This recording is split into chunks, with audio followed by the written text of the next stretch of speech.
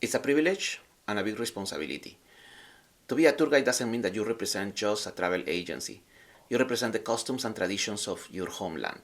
At least in Peru, you have to go to a tourism school for 4 years where we touch subjects like history, geography, architecture, customer service, and of course, as a tour guide, you have to be a traveler because you want to be immersed on the traditions of your own homeland, of your own roots. Lima is my hometown. I was born in 1979, and yes, you can make the calculations. With over 30 million inhabitants, the heart of the city is in downtown Lima, the colonial site of our capital of Peru. Lima was always part of my childhood, and one of the memories that I have when I was a kid is going with my mother, like when I was 5 years old, to downtown Lima to buy some fabrics. And we go to this fabric store, and for some reason, I always started sneezing right away. Must be dust, must be something, I don't know.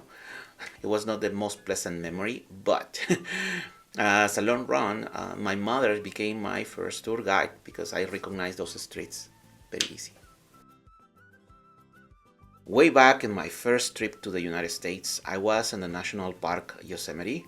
I think it was 2005. They have free tour buses around the park. Me, Aaron, barely English, I decided to still take the tour. And this gentleman, dressed as a rainforest tour guide, he was giving probably the most wonderful explanation. Must be the most wonderful explanation because everybody was laughing and enjoying and paying attention. I wish I still have the pictures.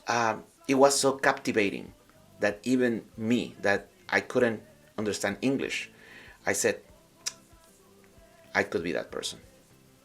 That could be me. For me, ceviche is not only just a mixture of limes, fish, onion, garlic, salt, and pepper. It means celebration because that's how we grow up. A ceviche, it was always on the table, usually on Sundays as an appetizer.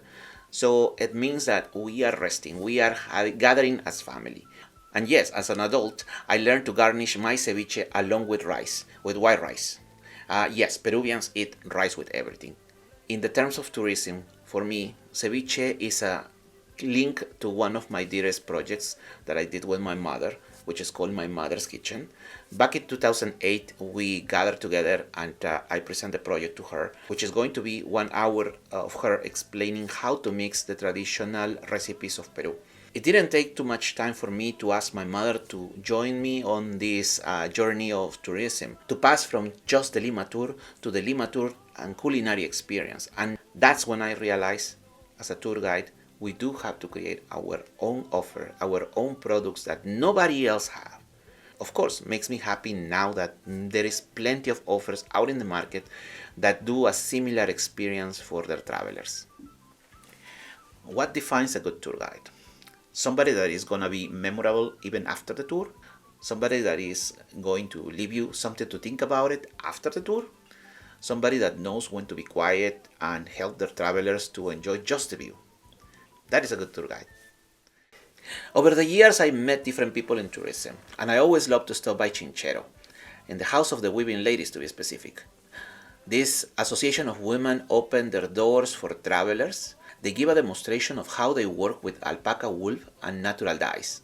The president of the association is Marlenica Yañaupa, somebody I'm very proud to call my friend. She's been teaching and preserving the techniques for years. She's been teaching other generations about them and telling the world that they ain't gone. Technology shouldn't be your enemy, and you shouldn't be afraid to use these different tools. AI is just one new resource of gathering information, and it shouldn't be the only one for you. AI is not going to compare to the human emotion of a tour guide explaining or discussing in a specific subject. You know that there are some museums that have a pre-recording tape. Is this going to be the replacement of a tour guide? Again, no, it's not possible. It's like asking to your phone, what restaurants are in my area? They're going to tell you 1, 2, 3 restaurants. Is your phone going to tell you which one is actually the best? No, it's a tour guide probably. That just reminds me, the first day on any trip, I don't like to put a tour or a city tour or anything. I believe that a traveler, when they arrive on a city, the first day should be for relaxing, to enjoy the atmosphere, take a time to have a cup of coffee and just see the city. In 2008, I was already thinking that it was necessary to create a video that explained how to mix pisco sour. Most of the travelers taste it when they come to Peru and then they come back to their countries. They probably buy a bottle of pisco at the duty free and okay, how do we mix this? Finally, in 2011, I was able to make a trip dedicated to learn about pisco from the mouth of the producers. I did learn so much, and that practical class in the actual fields helped me to promote pisco in each of my tours. How many times I was in Machu Picchu? I lose count already. And as a tour guide, we are in charge to protect this heritage site that is to the world, that it's actually our pride and joy of our country. We not only bring the history and anecdotes to the site, we do also have to be the ones to protect from people to take a little small stone from any part, because that's part of our history. And yes, that's the reason why there is a limited amount of tickets every day. To book a visit to Machu Picchu, you have to do it in advance. There is something that I always said to people, because it's possible to visit just by yourself, but you need a tour guide. A tour guide is going to bring the history and the stories together, and it's going to give you the better understanding of what possible happened here. And a good tour guide is going to also be booked in advance. So I would recommend to people to start planning with 5 months ahead of their trip. Resources. There are different options like websites and apps that can actually connect you with local guides, licensed tour guides.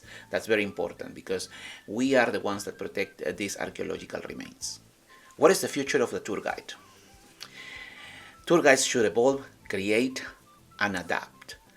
We already went to the school, we have all the information, and all that information, historic data, we have to use it as foundations.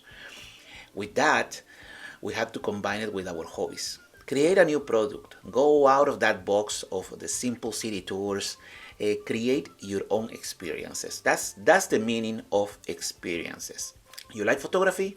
Invest a little bit more of photography. Maybe a good camera, maybe a better cell phone. Try to be the best on your field. Combine this with history and create something that is unique. Who's that guide? Well, that guide, it's a project and something that happened to me a few years ago. As a project, this is my virtual show that I've been taking on road. And this year I was invited to a cruise ship to screen my show, my virtual show of Peru, for over 500 passengers at a time. There were 5 shows. So if you are looking for something on the top of my list of 2025, that was it. And as an anecdote, back in 2019, I make a reservation for 11 people, me and other 10 travelers, and we were awaiting at the restaurant. Apparently they made a boo-boo with all the bookings. Okay, so the manager and the host were there looking for who is not gonna show up. And then I heard the manager asking, oh, who made this reservation?